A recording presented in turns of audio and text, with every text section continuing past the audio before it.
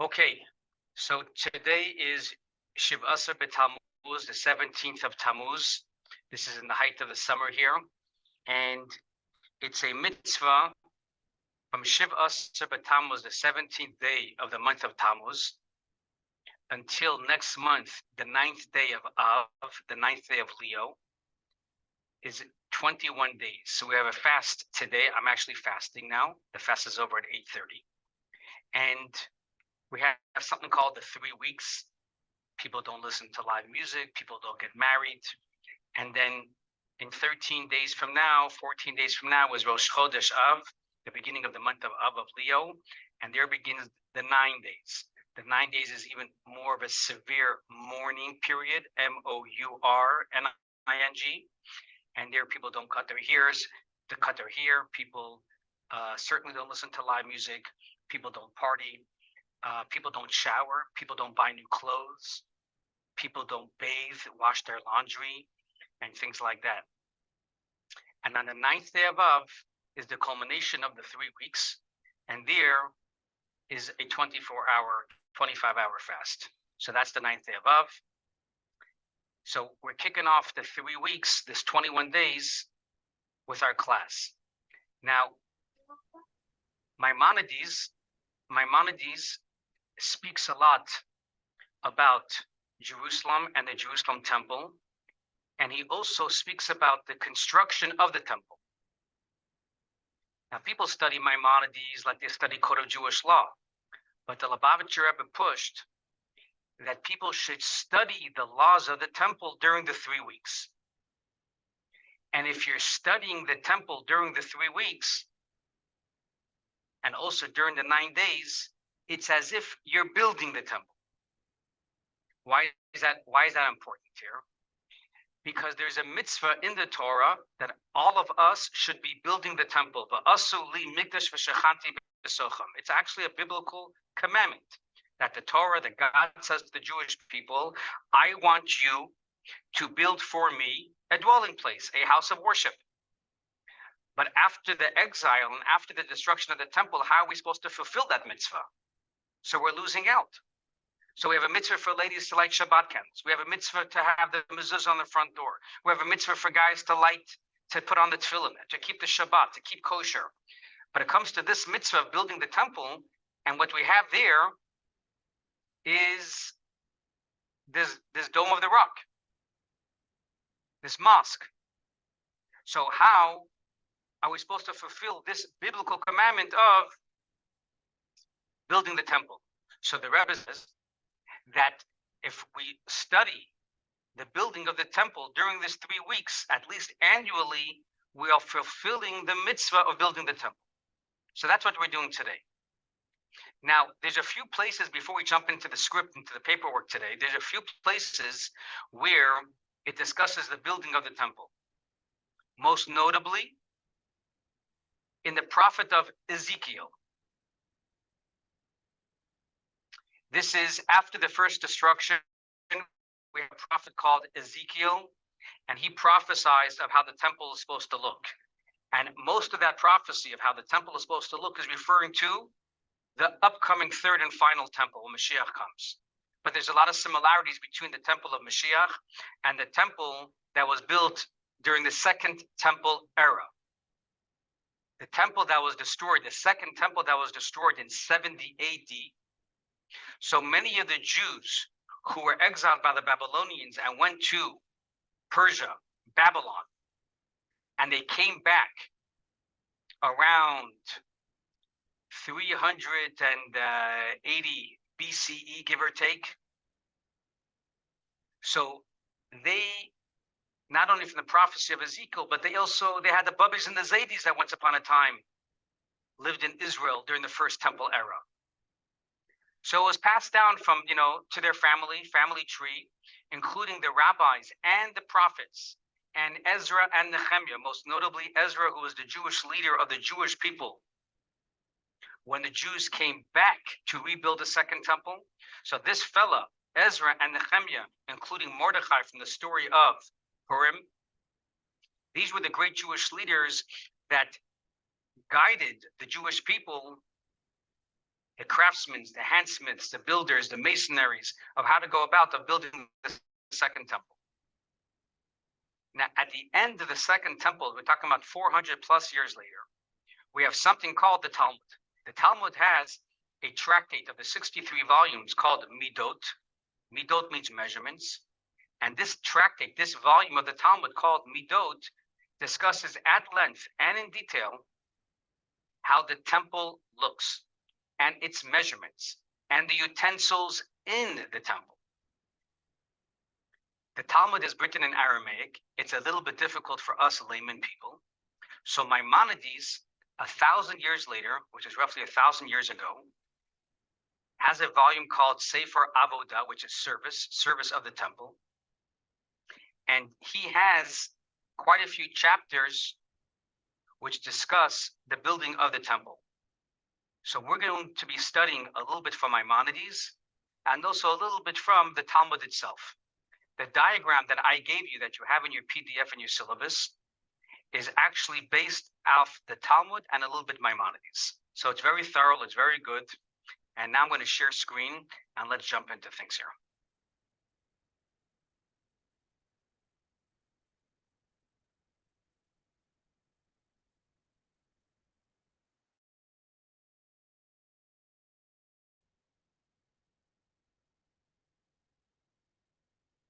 So we have over here,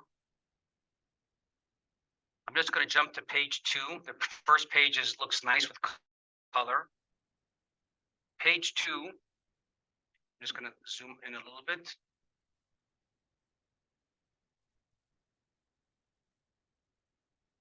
This is a miniature model. You see some people in the background to the left. This is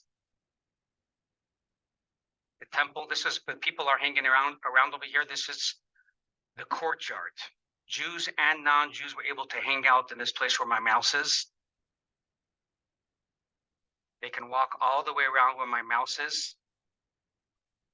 And here as well as where the people would hang out. This is over here on the bottom left of the screen. Again, on page 2 is the walls on the outside of the courtyard. And this is space.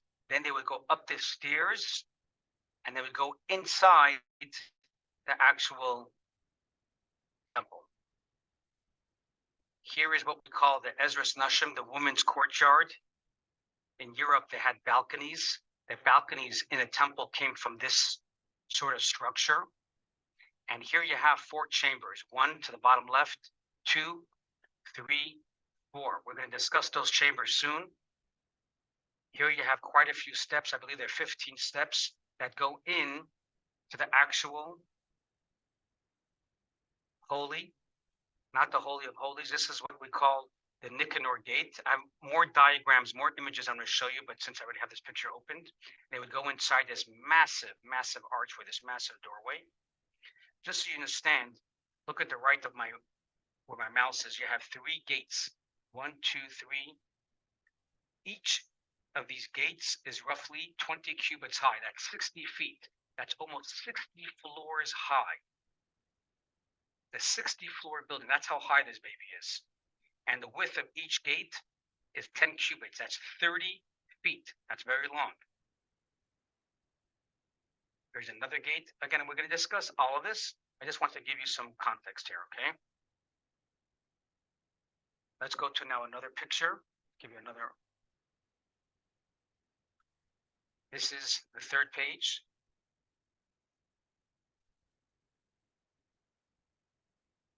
This is facing the entrance.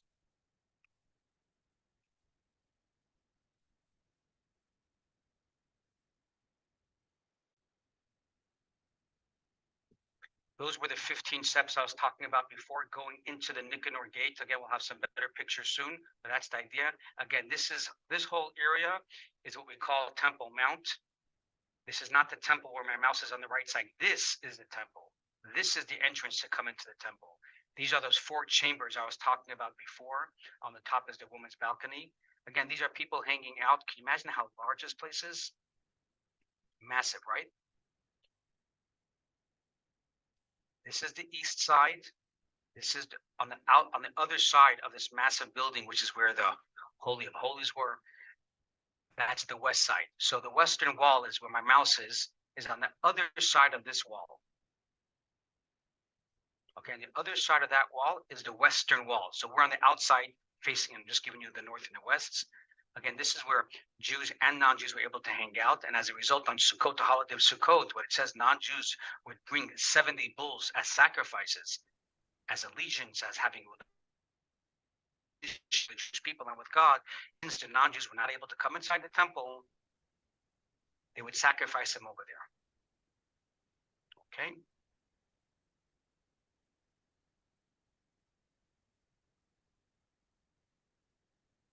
We're going to do this sheet extensively. I think that's page 4, and this chart as well. Right? Okay, this is just more of a 2D chart. Again, those 15 steps going into 14, the Nicanor gate. On the right side is the actual entrance. And I want to start with this. With this page, this is from Genesis.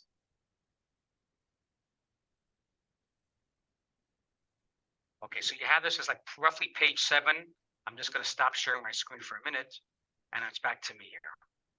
If anyone has any questions, feel free to ask, but otherwise, so sure, okay, it's like page 7 or 8. And in the beginning of God creating the heavens and the earth. This is the beginning of the Torah. In the beginning, God creating the heavens and the earth. Is everyone on that page? Where you have it? Give me a thumbs up. Andre, Sylvia, Trudy, you guys have it? Okay, you got it. You got a thumbs up. Very good. So this is of the 5 books of Moses. This is before Abraham, Isaac, and Jacob, before Moses, Joshua. This is before the state of Israel. This is before anything. This is in the beginning, God created the heavens and the earth. This is a very detailed English, which says in the beginning of God creating. Why does it say it like that? We're all used to Jewish day school where it says in the beginning, God created. Because we were nervous about apostates and people who are non-believers. We did not want them to translate the Torah by stating in the beginning, God created, which means there's some beginning that's an entity that created God. So therefore, the proper English is in the beginning of God creating the heavens and the earth, he created the heavens and things like that. He created the heaven and the earth. In the beginning of God's creating of the heavens and the earth, okay? And then it discusses in verse 2 what he created on the second day and the third day and things like that. So this is literally the first page of the Torah. And you have a very big Rashi. Rashi is the great commentary from 1,000 years ago. And I'd like to read Rashi, which is the commentary. I'm just going to share screen for a second.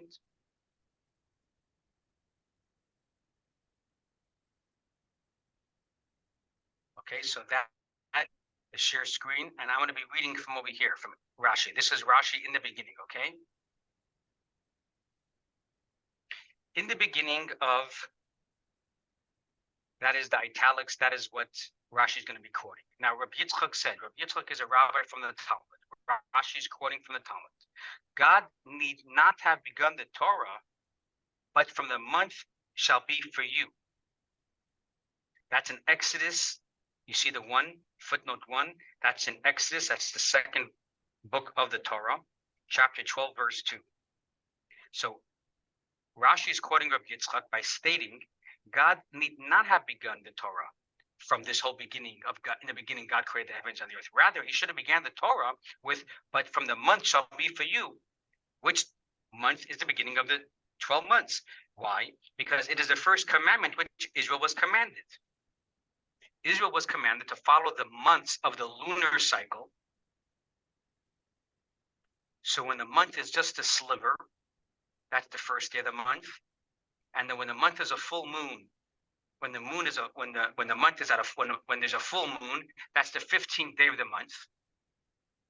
And we as the Jewish people till today in 2024 still make a blessing and count every single month. In synagogue, the Shabbat before the new month, we actually have a commandment to count and to enumerate the month. And which month is it? And what day is going to be the Rosh Chodesh, the beginning of the month? That's a mitzvah. So what is the reason that the Torah began with the book of Genesis, of giving us a history book of about God creating the heavens and the earth? The power of his acts he told to his people in order to give them the estate of nations.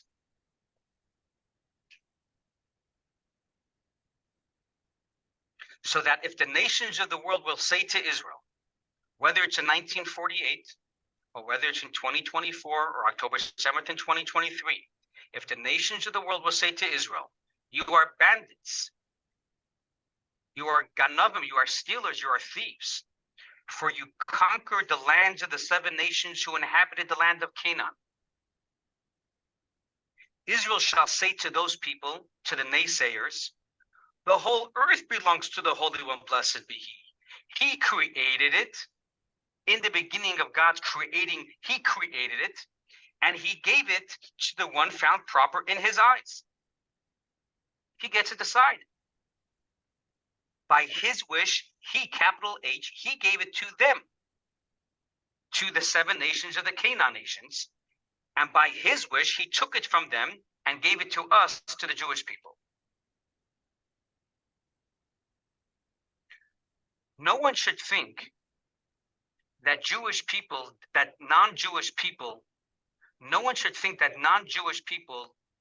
lived in Israel before 1948. No one should think that non-Jewish people lived in Israel prior to Joshua entering the land of Israel. Don't think because it was a land vacant and we, the Jewish people, conquered it, that's why it belongs to us.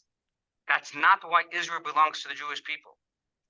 Not because Moses told the Jews that they should travel into the land of Israel from the desert. Nor does it belong to the Jews because Joshua had a mighty army and he conquered the nations. Whether it's 33 kings, 7 nations, whatever the case is.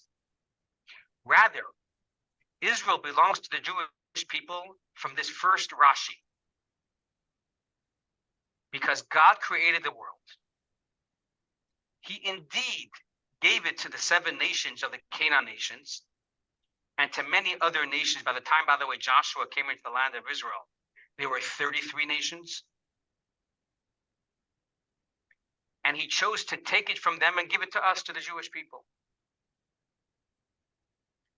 There are some nations, the non-Jewish nations, that put down their swords, put down their knives, put up the white flags, and said, here you go, Joshua. You're right. We do believe in God. And we're fully aware that you are God's chosen people. And if you say God said that you should have, of all the countries in the world, Israel should be yours, then here you go. And many nations did not put up a fight. The only reason why Joshua had to spend 14 years to conquer the land of Israel was because many nations were hostile to the Jewish people.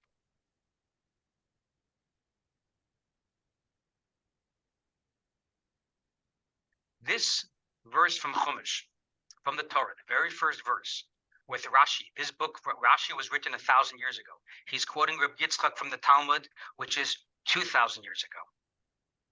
It applies today as it always has. Unfortunately, I won't say the name of different Israel advocacy organizations, and I was a rabbi in residence at some of these organizations, speaking to college kids, high school kids, and so forth.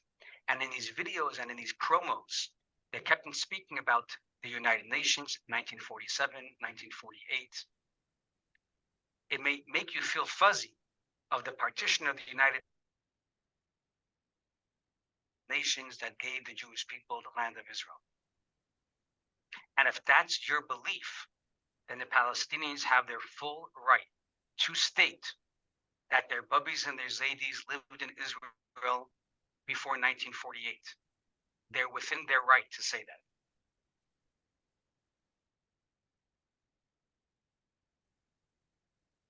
You must resort to this Rashi that we just learned. That this land of Israel was created by God. It was gifted to nations throughout the ages. And then it was gifted back to the Jewish people when Joshua entered the promised land. And I have here on a chart that I didn't give to you, that year was the year 2480. So this year is year 5. We're going to be saying soon, Happy New Year 5785. So 3,300 years ago, give or take, Joshua, who reigned, who was the leader of the Jewish people for 28 years after Moses, he entered the land in 2480. Just so you know, Abraham was born in 1948 from when Adam was born. Just interesting trivia, 1948, from when Adam was born, from when the world was created. And roughly 1,000 years later, give or take, you have here Joshua in the year 2480. Okay? Any questions before I move on? If you have a question, you can unmute yourself. Otherwise, we're going to continue. I'm back to sharing my screen. And we are going to continue. We're done with this Chumash and Rashi. Here's some nice pictures. This is in the Holy of Holies. So that's the Ark. We're not going to really speak about that tonight. We'll speak about that later. This is the map of Israel. We're not going to be detailing the map of Israel either today. This is the reign of King David, who reigned for 33 years in Jerusalem, and he was king in Hebron for 7 years. But we're going to move back to Maimonides, and I think it's like the second or so to last page of your PDF, okay? So that's that. Okay, here we have the 8th book, which is a book of service, Sefer Avodah, and it contains 9 sets of halachot, and this is their order. Again, this is the book of Maimonides. So you have 9 different categories in this massive volume called the Book of Service. We're focusing tonight on the first one, which is the laws of Beit HaBechira, the laws of the chosen house. The chosen house referring to the Beit HaMikdash. Introduction to Hilchat Beit HaBechira, the introduction to the laws of the chosen house. They contain 6 mitzvot, 3 positive commandments and 3 negative commandments.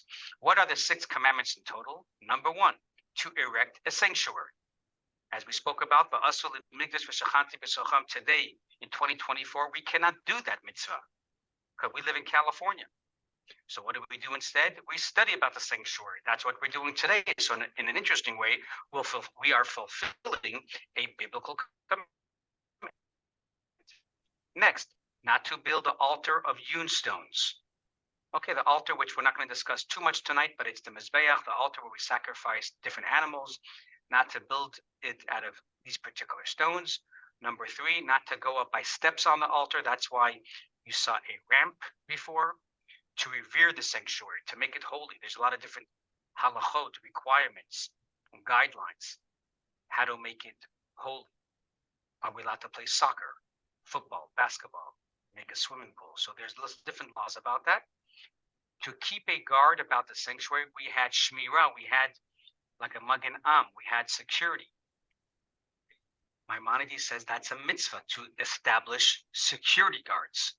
There were actually 24 different sets of security guards. We're not going to discuss that tonight. They came from different tribes, different people, different tribes had to, so to speak, pledge around 24 different guards at different places, especially at nighttime. If people would get drowsy, there was a system how to keep them up at night. And number 6, not to leave the sanctuary unguarded. Okay. These mitzvot are explained in the ensuing chapters. Let's read a little bit, Maimonides. It is a positive commandment to construct a house for God prepared for sacrifices to be offered within. We must celebrate 3 times a year, as Exodus 25:8 states, and you shall make me a sanctuary. So we have in this paragraph, it's a positive commandment to construct a house. Clearly the theme is for sacrifices, prepared for sacrifices to be offered within. That is the mission.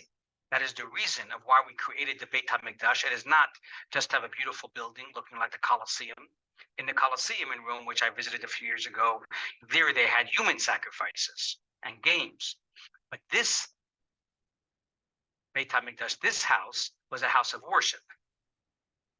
And we must celebrate 3 times a year by actually going there. The sanctuary constructed by Moses is already described in the Torah. It was only temporary, as Deuteronomy states, for at present you have not come onto the resting place and the inheritance, referring to the land of Israel, which is our inheritance.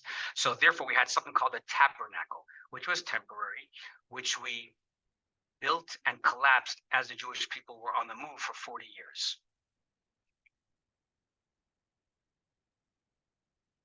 After the Jews entered the land of Israel, they erected the sanctuary in Gilgal. Gilgal was the first city that they came into the land of Israel. And how many years was the Mishkan, the sanctuary? This is not the Beit HaMikdash, which was later in Jerusalem by King Solomon.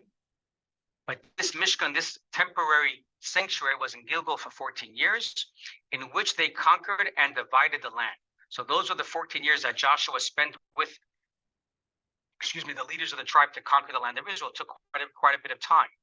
And only afterwards, from there, after the mission accomplished and they conquered the land, and then all the 12 tribes got their section of Israel, that was the map that you saw before.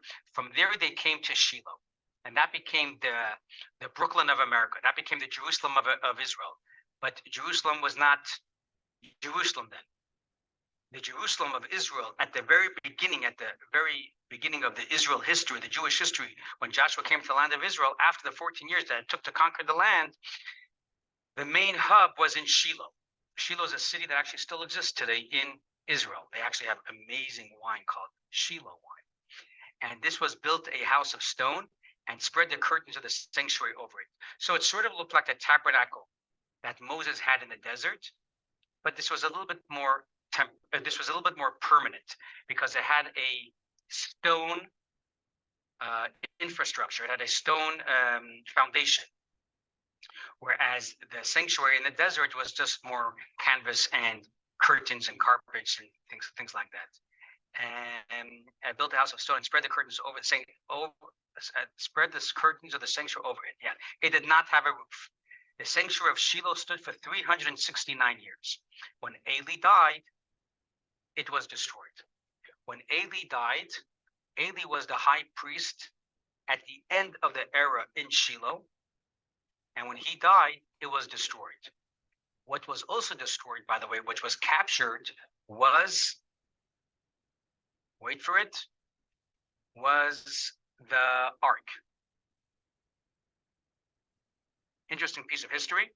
The ark was actually captured. How was it captured?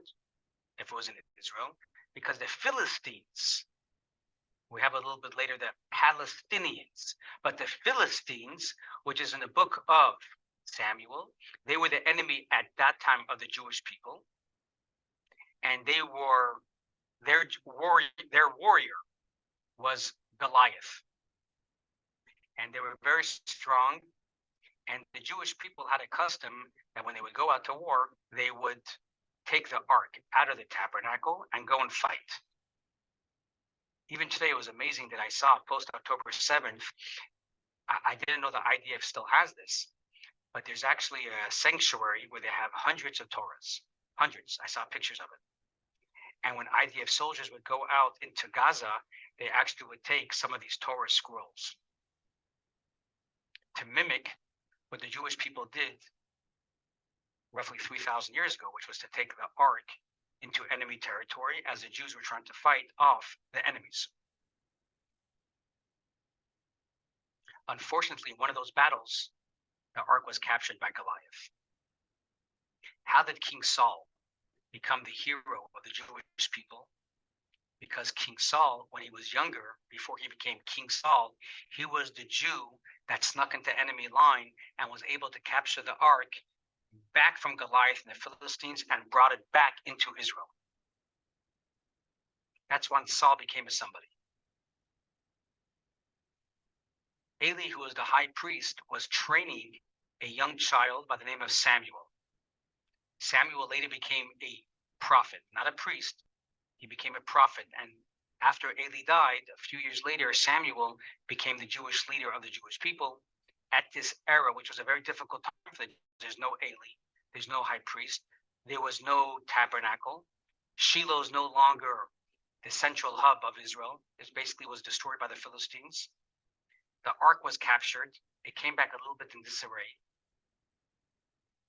So we had no more judges. So Samuel is the rising star. Not a rising star like we have in American politics to see who can pay the highest bidder, or who cares most about the donations, or which pack supports you the most. But Samuel was indeed a very pure individual who had real prophecy. He became the Jewish leader of the people. Second paragraph. After they came to Nov, afterwards the tabernacle came to Nov, and they built there a sanctuary. It doesn't say it clearly here, but trust me, Nov, the tabernacle and the ark hung out in the city of Nov for 44 years. When Samuel died, then it was destroyed. So the tabernacle came to Givon, and they built a sanctuary there. And from Givon, it came to the eternal structure finally in Jerusalem, and the days the sanctuary stood in Nov and Givon were 57 years total. So again, in Gilgal, you had 44 years. That was the first place the Mishkan was. In Shiloh, which was the hub of the Jewish people, was 369 years. And then the third and fourth place, called Nov and Givon, that was a total of, it says here, 57 years. So you can do the math. You can figure out exactly how many years from when Joshua brought the Mishkan, the tabernacle, into Israel, until finally the King Solomon built the first temple. That's roughly, I don't know, 400 and something years, right? 440 years, something like that, 430 years. So that's our history of the Jewish people and the Mishkan, the tabernacle, and the ark, prior to the Jews even laying claim to the city of Jerusalem. So we have quite a bit of history of the Jewish people in its relationship to Israel before Jerusalem even came on the map. I mean, Jerusalem was on the map, but not in this way. I say Jerusalem was on the map because we know that eventually the temple was built in the spot in Jerusalem where Adam and Eve were created from the soil of the ground. That's where Temple Mount is today. We chose to build it there. A lot of other things happened in Jerusalem, but I'm talking about Jewish history as a multitude, as a nation of Jewish people. That did not happen until after the 400 plus years of the Jews not wandering in Israel. They were established. A lot of great things happened then, but the hub again was in Shiloh. Just another interesting point to point out. Just another thing to point out is that in the city of Shiloh, the tabernacle was unique as opposed to the other three locations. Why? Because Shiloh was such a central hub with Eli the high priest and Shmuel, Samuel the prophet, that if you wanted to bring a sacrifice, you could only bring it in the city of Shiloh. You were not allowed to bring a sacrifice in Eilat or even in Jerusalem when the tabernacle stood in Shiloh. You want to bring prayers, you want to bring sacrifices to God, you got to go to Shiloh. You got to make the schlep to Shiloh. Once that tabernacle was destroyed, and the tabernacle was in Nov or in Givon, then since that tabernacle was not so established, and the Jewish people, it was still, things were a little bit crazy there. Oh, there you go. Thank you, Nomi, for posting that. Beautiful. So in the other locations, therefore, the Jewish people were allowed to bring sacrifices in other locations. Okay, so that is all our history of the tabernacle and the Jewish people entering the land of Israel. Now, it's going to be a little tricky, this next part of the class. We just have a few minutes because it's already 8:11. And yay, I have 19 minutes till the fast is over.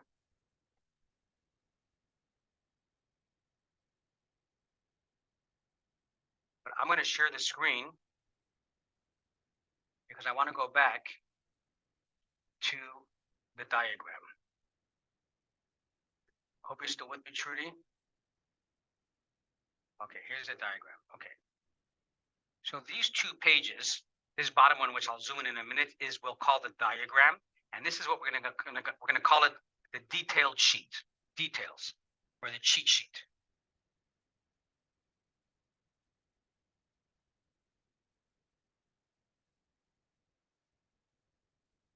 So I think that you guys should look on your page on the cheat sheet, on the detailed sheet, and we'll use this. I'm going to keep this open on my share screen. Now I got to get a little bit larger here.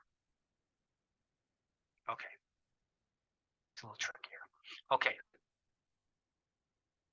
Does this diagram make sense to all of you?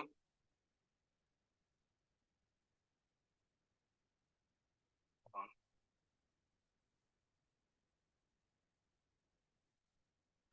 Small. Rabbi, can I throw in a question?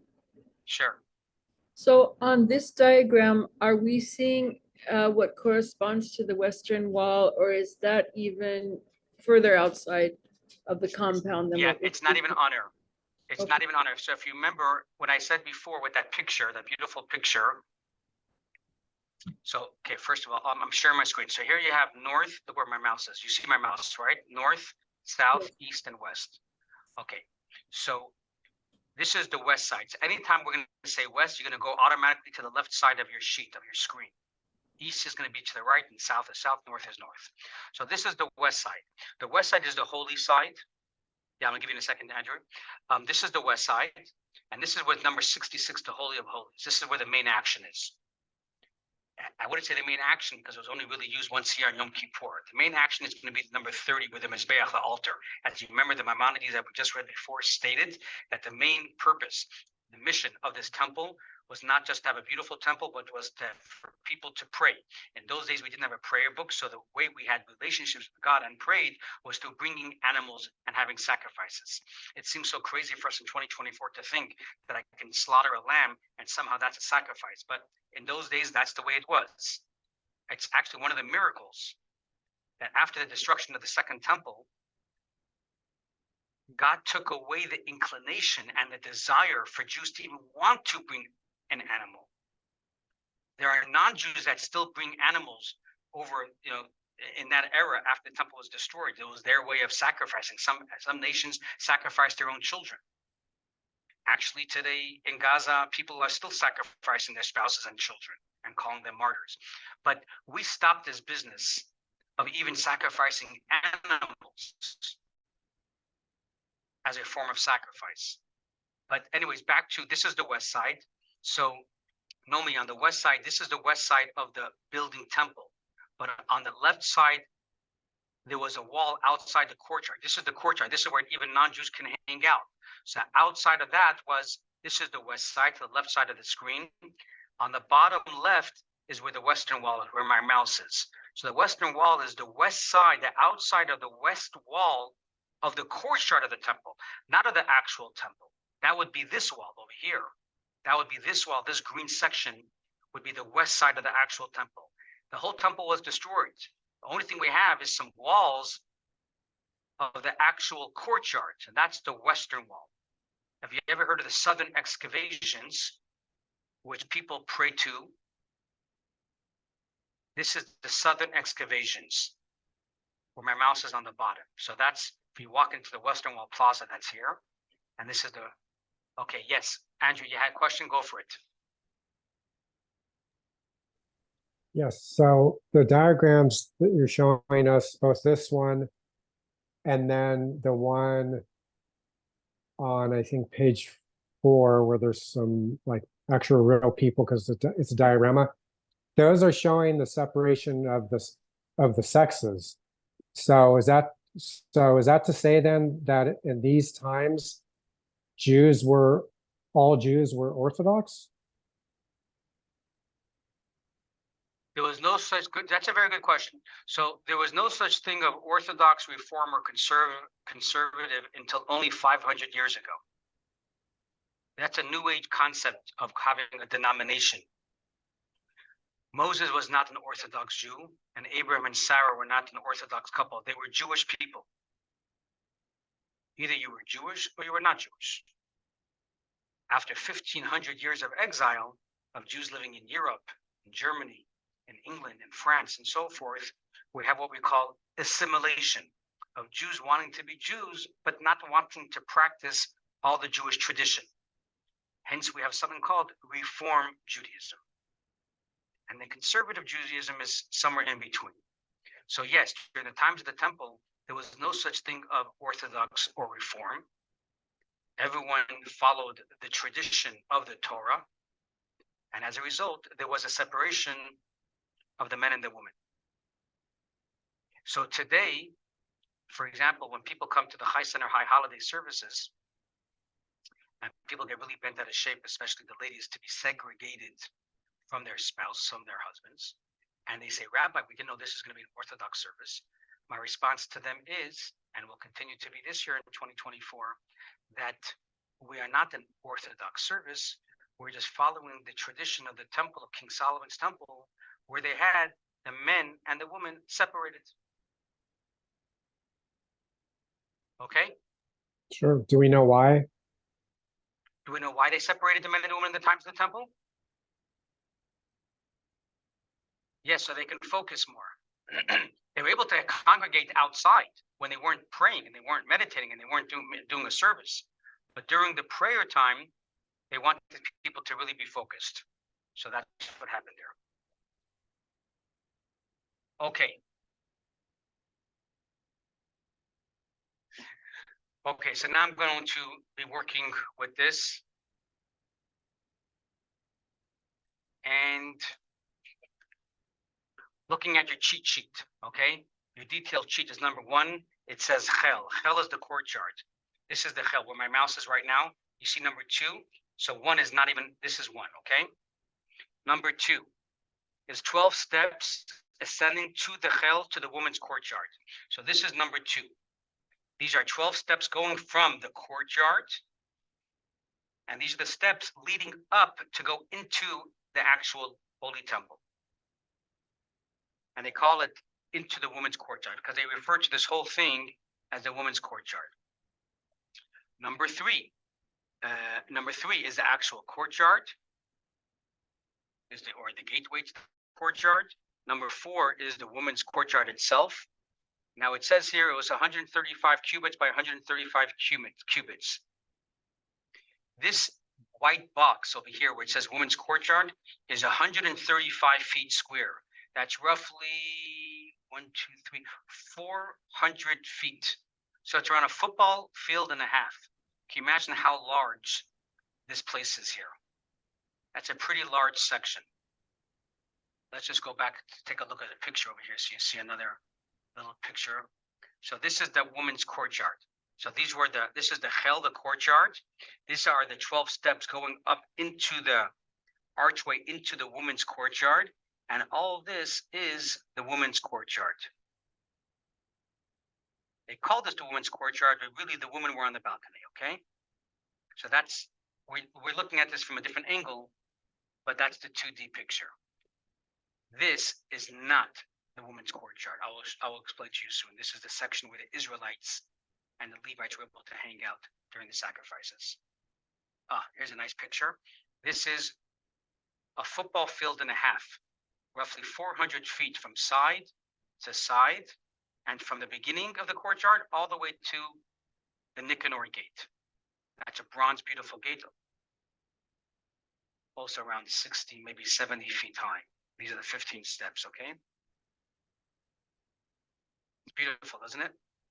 I took a 3D, like audio visual they put over your glasses, and you actually feel like you're walking into the courtyard. Like you can go to Vegas and you can walk and jump into Masada or something. So they have these audio visual, just 10, 15 bucks, and near the Western Wall tunnels in Jerusalem. And it's fast that you literally are walking up the steps. You go through the Nicanor gate. It's quite incredible. Okay, going back, sorry, to the diagram.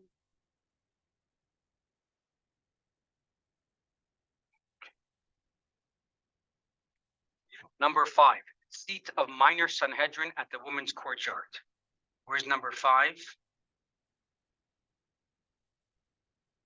Number 5 is actually outside this number 2. Here you can't see it. My PDF got cut off, but over here where my mouse is on the right, so number 2 was a chamber where you had a Sanhedrin.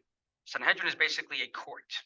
So it was a seat of a minor Sanhedrin. I think it was 13 people, maybe 22 people, and they were busy telling people, the Jewish people, men or women, if they're allowed to enter the Beit HaMikdash. Because again, this is a holy place. This is a very holy place. So if you had a blemish, if you were a leper, if you had blood on your hands, if you just touched an animal or a fly or a dead body, you were called impure. So you would have to ask these rabbis sitting as a not a tribunal, as a judge, as judges, and say, hey, this happened to me last week on Tuesday, July 2nd. I'm allowed to enter. I touched my mother-in-law. Can I enter? So that's why you had by number 5 the Sita minus Sanhedrin. Okay, number 6. Number 6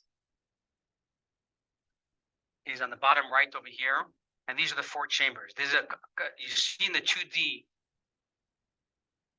image that you see over here, 6, 9, and 7 and 8. You'll see over here that these courtyards are on the outside of the temple. But most of the pictures you saw above, these 4 chambers are actually on the inside, in the holy side of the temple. So number 6 is Lishkas HaNazirim, is a chamber of the Nazarites. What happened in this number 6 chamber? This is number 6 chamber. This is the right side. What happened in there? This is where the Nazarites had, and they were barbers, and they would get their hair cut. Number 7 is the chamber of the wood. Here's number 7 on the top right. Number 7 chamber, what was the wood there used for? Is to have the cut timber for the altar. Number 30 is the altar, as you see over there on my mouse. But this is where they stored the wood. In addition to storing the wood, they had to make sure that it was not blemished. There was no worms, insects, things like that. So that all took place in number 7. Number 8 is a chamber of the lepers, the mitzoras. And as a result, there was a mikvah. That blue box is a mikvah.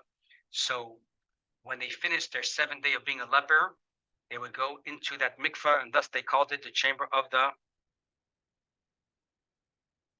lepers.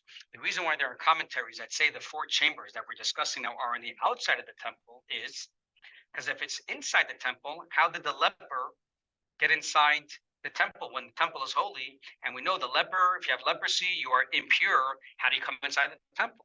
So that's why a lot of the commentaries say that these 4 chambers were on the outside of the temple. And the people that say it was on the inside of the temple, how do they answer that? They say it was elevated 30, 40 feet above ground. Okay, number 9, chamber of the housing of the oil. This is number 9. This is where they kept wine and oil for the wine libations and the oil libations. There were many times they had to use wine and oil on these altars, on this altar, for the sacrifices. And they would take the oil and the wine from this storage house over here. In the sanctuary 59, they also had a small ark at 63, but there they had a special place where they would store the oil for the spices and the frankincense and the different libations they would use with oil over there. But that's not that. Number 9 is the wine and the oil that was specifically for the altar over here for number 30. Okay. Number 10 is Sita minus Sanhedrin near the entrance of the Israelite courtyard. So that's number 10. This is number 10. This is where, again, rabbis would hang out there. Why were there a separate box for Sanhedrin, for rabbis, to have a court, have judges ruling there? What did they rule? Either capital punishment cases. People were having it out, slugging it out with their neighbor. In addition, they were there to deem the different animals that were going to be over here if they're unfit to be used on the altar, or different sacrifices that perhaps may have not been done properly and accurately. They would not know what to do. They would go to these rabbis and they would tell them what's going on. 11 is the balcony. This is 11. This is that long green balcony going all the way around town. And number 12 is, you have it on both sides, the chamber of storage, the storage house of the musical instruments. Number 12 and number 12. Why do you have musical instruments here? Why such a large chamber? Because here you had, on these 15 steps, on the semicircle right in front of number 14, which is that Nicanor bronze gate, you had the Levites, hundreds, around 300 Levites. Can you imagine a symphony? I was at Hollywood Bowl. They had around 120 people in the orchestra. I can't imagine 300 people. So you had 300 people, flutes, drums, and things like that. And where would they store their instruments? They wouldn't bring it home, like in the Hollywood Bowl. So a lot of those musicians would take their stuff home. But if you have sound equipment, whatever, so that's number 12 there and over there. I'm going to stop this share because we're going to end the class here. We're going to definitely continue this next. Just want to show you 1 second. Give me a second on the share screen. Just want to show the picture of that one more time, just to get a visual over here. Okay, so you see those are the 15 steps. And there you see is number 12, on the right side, number 12. Those were nice chambers that the Levites go and bring their instruments inside over there. Okay, a lot more to discuss here. We're going to continue this in 2 weeks. Craig, welcome aboard. Sorry, I'm a little late.